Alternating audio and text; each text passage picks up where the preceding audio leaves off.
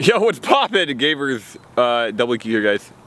Guys, just had this inspiring poll. Halloween fundraiser? Guys, I'm doing a fundraiser right now. It's called liking this video and subscribing. And they go on about natural decorations. Wow, I like natural. I like natural stuff. Okay, I can subscribe to that. It's something I can get behind. Go, guys. What's poppin', gamers? Let's talk about a gameplay tactic today. So a guy in my Discord, he asks me, he says, hey, I need some help gaming. And he says, I've got a tournament tomorrow, Street Fighter Alpha 2, and I'm nervous AF. Give me some motivation, natural gameplay, anything, because I've practiced all night, and I'm playing worse as time goes on.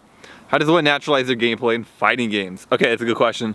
Natural gameplay actually has nothing to do with short-term development and short-term growth. Short-term, especially like a one-day period, I don't care about at all.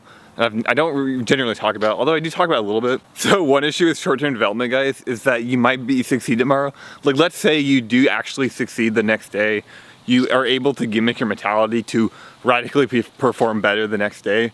If you can't maintain that, or you can't actually hold that 30 days from now, what's the point? Like, you're gonna look back 30 days from now and be like, well, I haven't improved. I've stagnated as a player. Like, what's the point? So a lot of my arguments aren't about getting better tomorrow. And that's the other thing about natural gameplay. It's like, it's not a trick. Like, you can't just trick yourself to play better. That doesn't make any sense. One thing about natural gameplay, it actually stems from natural, the word natural. And what the word natural means in philosophy is that something exists or something that happens. So when I say natural gameplay, a lot of times what I'm arguing is gameplay that is around this core idea of being able to do something or existing. Basically what that means is we're creating a value system of gameplay around what is existing and what happens. And we're using some critical thought to create this value system. What a value system is going to do for you long term, when you play a game, you're going to start to be able to sort out things that aren't good and things that are good. That's the point of natural gameplay. That's the point of value systems. That's the point of long-term development. It's why I think short-term development is not helpful. Another thing about short-term development I was talking about before, in some contexts, is a 30-day growth period is short-term development. You might be looking for a 2 or 5 year, or even like a 30-year or 100-year growth development. You'll actually see like businesses and corporations and companies, they actually will look to develop long-term, super long-term, longer than people are even alive. Like, look at Nintendo. They were created in the 1800s, and they originally made like toys or something, like, I want to say like wooden toys. Like, I don't even know what they did, but they had a good foundation for long-term development, and longer than anybody's alive, they actually were able to create a very successful company. So some things are actually about super long-term development, not even just 10-year development. Alright, gamers, so how do you naturalize gameplay in Street Fighter, for example? And it works the same in like Smash or League of Legends or really any game. Well, you'd have to actually look at the game, look at what's valuable in the game, look at what works and what doesn't work. Specifically with what's happening, not with theoretical stuff. If you practice and you decide a strategy is good, well, wait a minute, that's not a tournament match. How do we know that's valuable? Right? That's what natural gameplay is about. So if you looked at your practice right now and you're playing against an opponent and you're not winning, I would say, yikes, but there's more context here and there's more going on, like, just forget about it. Now guys, I will give you some tricks for short-term development. I actually do create a lot of tricks for short-term development because I figure if you're gonna try to trick yourself, might as well do in the short term. I figure if you're trying to win, there's nothing wrong with that. Like, if you're trying to win tomorrow and you value that, I don't think there's anything wrong with that. So like, I have developed some tricks for short-term development. Now these ideas, I have two main ideas for short-term development. Number one, you want to stay positive unconditionally. Just pretend everything that's happening is good. And this is a great idea for short-term development because it's very hard to do that long-term. It's very hard to do that over a sustained period of time. But in the moment, for like, let's say a 2-hour tournament, it's really easy to just pretend everything is good and have a no matter what happy-go-lucky attitude. If it fails, well, it doesn't matter, right? It doesn't actually affect anything else in your life, and you can still critically think afterwards. All right, guys, the second trick for short-term development, or short-term like goal-oriented stuff, just to make a good effort, just try. Now, the reason that works and the reason staying positive works, and I would personally only work on these two things. I would ignore everything else for short-term development. The reason these two things work is because they're actually unconditional. Basically what unconditional means is that it's going to happen regardless. So trying, and the reason I say trying is unconditional, and staying positive in this same vein is unconditional. No matter the circumstance, you can always try. So trying becomes unconditional in this regard. Like, you can always do it. It's always hypothetically going to improve your gameplay. Some people will say, well, you tried too hard, therefore you shouldn't try, right? You're trying too hard, you shouldn't try, you should just lay low. I don't buy that because in my opinion, that is trying you're just trying to not try. Like, you're creating this paradoxical situation, but fundamentally you are still trying. You're making an effort to do something. So I think that that's BS and you're still trying. And this is why trying is fundamentally unconditional, and you can always make an effort no matter what the situation, no matter whether you think it's going to negatively or positively impact you. A good counter to this would be like, for example, somebody says, they bring up a mentality argument. They're like, okay, you need to focus on not making errors, right? Well, I don't know if that's fundamentally going to make me better. That's not an unconditional thing. There's actually a lot of games or a lot of situations where if you don't make errors, you actually play worse. Right? Or if you play to not make errors, you actually might play worse, right? Because you're forcing something. So we don't know that a lot of these mentality arguments that people put forward are helpful or are unhelpful, but fundamentally just trying is unconditional. And then also staying positive is unconditional too. You could say it's the same thing, but I think staying positive and fundamentally trying are two things that are unconditional no matter what, and therefore, based on my arguments around natural gameplay, I think they're totally fine. Yo, what's poppin', guys? We're at the park here, and I'm glad I could sit down because my pants don't fit, and my phone's too heavy, and my pants are falling down. Like literally, as I'm walking down the street, I'm having a no pants breakdown, and I don't really mind.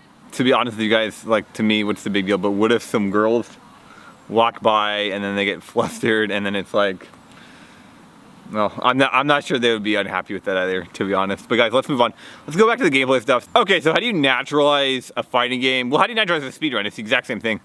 What I would do is look at what's happening in the game, and you have to critically think about this stuff. And this is how the whole ego arguments I always make are relevant to natural gameplay, because the idea with ego is that you don't have a clear one-to-one perception with the world and with gameplay. So frequently you're going to look at situations and misvalue them. You'll either value them too greatly or too low. Natural gameplay, I'm trying to objectively look at the real world and only give value to things that are happening in the real world. So a good example of this in fighting games is if you're practicing versus a friend, you don't know that these situations are gonna happen in tournament. Like, you don't know these situations are valuable, you don't know if these situations are relevant. It's the same if you're practicing solo. You don't know that the situations are gonna be relevant or practical, or the strategies that you're coming up with are gonna be viable in a tournament, like, or even against your friends, right? So when we look at natural world, we need to look at specifically what is the objective? What's the objective? What's the goal? We need to outline and define the objective and the goal. And then we need to create practice and create a value system around what is valuable in that environment. So in speedrunning, an objective goal is to get a personal best, right? That's your objective goal in speedrunning. I think that's true. That's fundamentally true. Now you could argue, like in a race, it's my objective goal is not to get a personal best. My objective goal is to win the race. Or in a marathon, my objective goal is to complete the run. Okay, sure, right? But notice that we're defining the goal and defining the environment. It's like super important. In a fighting game tournament, the goal is to win the match. Well, ultimately the goal is to win the tournament, right? Well, how do you win the tournament? You win the first match, you win the second match, you win the third match. So these are actually different goals, and they're gonna give you different strategy changes. For example, if your goal is to just win the first match, you might have more strategies available, more characters might be viable. You might, there's different things you could do if you're specifically trying to win the first match. Plus, you might favor certain strategies that throw opponents off guard, where they could adapt if they played you again, but since you're throwing them off guard, they can't adapt you, right? Well, that's gonna make you actually worse at beating every opponent or becoming the best of the player in the tournament, right? So that's actually gonna make you worse at the game if your objective goal is to just win the first match. But in a tournament, the objective goal of the tournament is to win the entire tournament. So I would say, going into a tournament, the objective goal is to win the tournament. It's not to win the first match. And this is how ego is tricky, and people will use this against themselves to learn things improperly and to learn things incorrectly. Okay guys, let's look next at the gameplay development. So look, here's things that are big. If you're losing in a game or you're losing in a match against an opponent, it's not necessarily relevant compared to a tournament, because tournament environment is usually very different than a 1v1 match. First of all, in a 1v1 match, you're playing against a guy more than one round in a row. That's gonna be different than a tournament. Number two, warming up is gonna be variably different. There's no punishment for a friendly match against an opponent.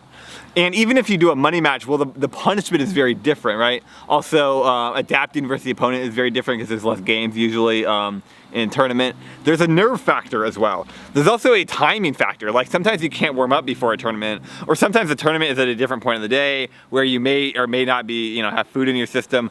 There's a lot of factors that in a tournament that are very different than friendlies, online matches, or a money match or anything like that. So when you're losing in a tournament, I wouldn't get too worried about it. Now, the goal of natural gameplay isn't to validate you, and it's not to get you to win tomorrow. And it's one reason I don't like mentality tricks, because I feel like most mentality tricks are there to validate you. They are there to validate you and make you feel better about yourself and be like, you can still win. Guys, who cares about that? What I care about is getting your base gameplay higher. If you can get your base gameplay to be higher, you can start trying to validate yourself to beat an even better opponent, right? And then what you're going to do is keep getting your base gameplay higher, and then you're going to be beating those better opponents. Eventually you'll be the best if you put the time and effort into it. Okay guys, I found an even better bench just now. Okay, let's look at some other fundamentally important things regarding gameplay development, natural gameplay, and specifically to whatever you're doing, because I don't think there's a difference. Like fundamentally for developing behavior, I don't see what the difference is between speedrunning and fighting games and MOBAs and even developing a business online. Like, what is the difference, right? There's behaviors, there's goals, there's ego, right? What is the difference? I'm not really sure. So people always say well, this applies to speedrunning, but I don't think it would work for, my superior game, right? Where I don't think people realize, really the only thing that's different than speedrunning compared to literally every other game, and it's not even true of all games, but I would say basically every game in speedrunning is very different in that speedrunning is very fundamental. That's the only difference, right? It's just you're dealing with a linear value system in speedrunning, which is really convenient. It's not even totally linear, it's mostly linear. Where in League of Legends, you have a non-linear value system, or in Smash Melee, you have a non-linear value system, where it's not all centered around how fast something is. So in Melee, the value system, it's just more complex, but that's cool. That's actually the nice thing about speedrunning, because you can think about these terminology and what I'm creating. You can't think about this in Melee as easily, it's much harder to, but in speedrunning it's very easy to, because you can break things down into numbers, and to numerical values, and you can also try a million times in a row. Can't do that in Melee. Go try against your friends in practice and in friendlies. He picks Yoshi and he starts goofing around, or he picks Donkey Kong. It's like this is worthless, right? But in speedrunning you can actually try again and try again and try again. So if you have figured it out by now, anybody's watching natural gameplay, a lot of it isn't about something that you just do tomorrow and then you're immediately better at the game. That doesn't make any sense. It's also not a short-term mentality gimmick. I do think it's a different mentality, and it's a different way to look at gameplay and to look at value in gameplay and to approach gameplay. Absolutely, but it's not a mentality gimmick, and it's not something that's gonna magically make you a lot better tomorrow, unless you have an epiphany about value systems. Because if your value in gameplay changes, you actually will become a different player tomorrow. If your value system in gameplay is radically better, you'll become a radically better player in gameplay tomorrow. That's definitely true, but it's not really this gimmick that a lot of people want it to be, and they're like, oh yeah, my gameplay's so natural now, I'm immediately playing better.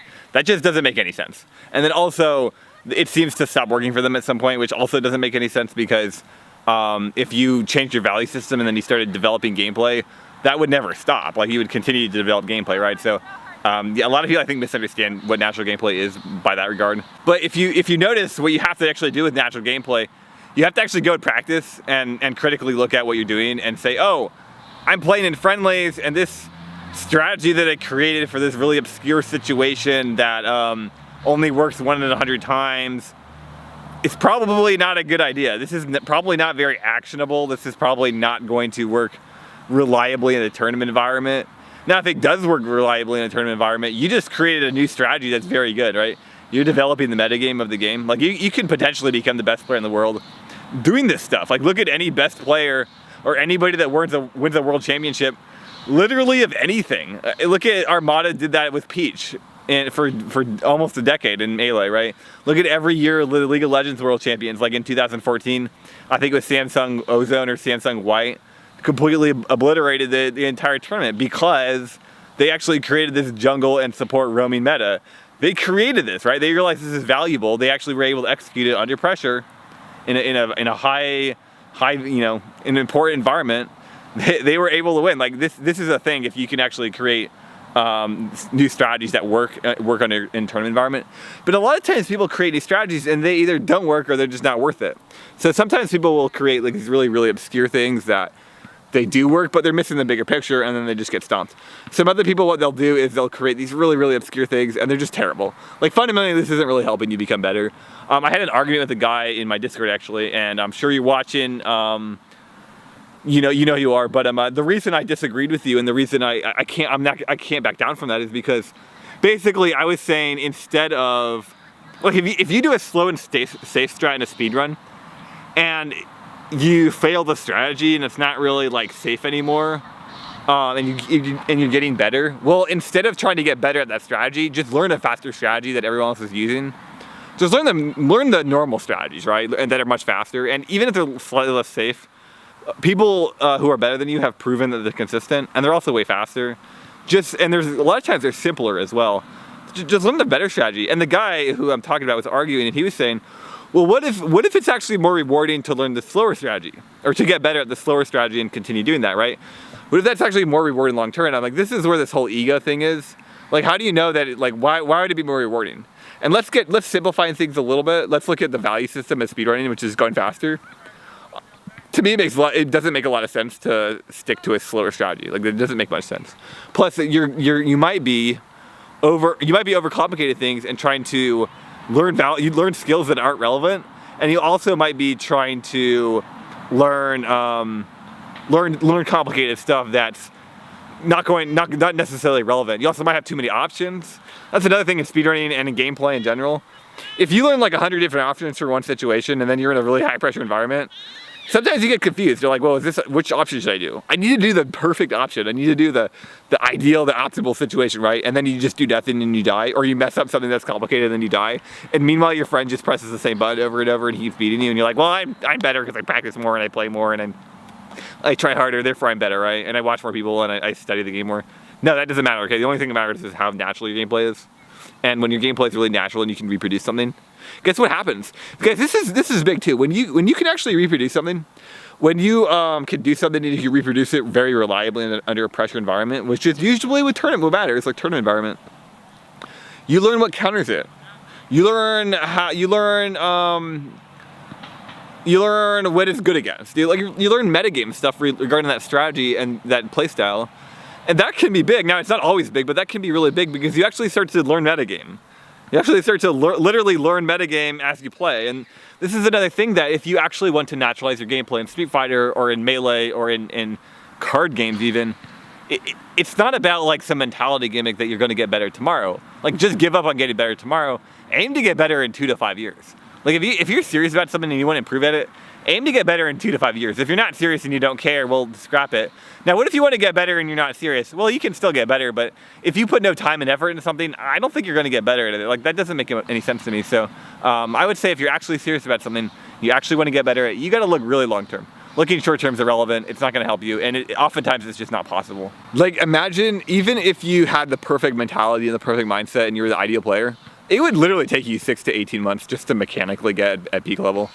Like I know there's examples of people doing it faster, like for sure, but in general, it's going to take you 6 to 18 months just to get the mechanics down for something, even if you have the perfect mindset. So another thing about mindset's not necessarily a result that you want to reproduce, right? If you produce the right mindset as a result, that doesn't mean anything, right? That's the whole ego result-based paradox that I always talk about, where people are trying to produce a result and then they're trying to use that result as a insert for their understanding.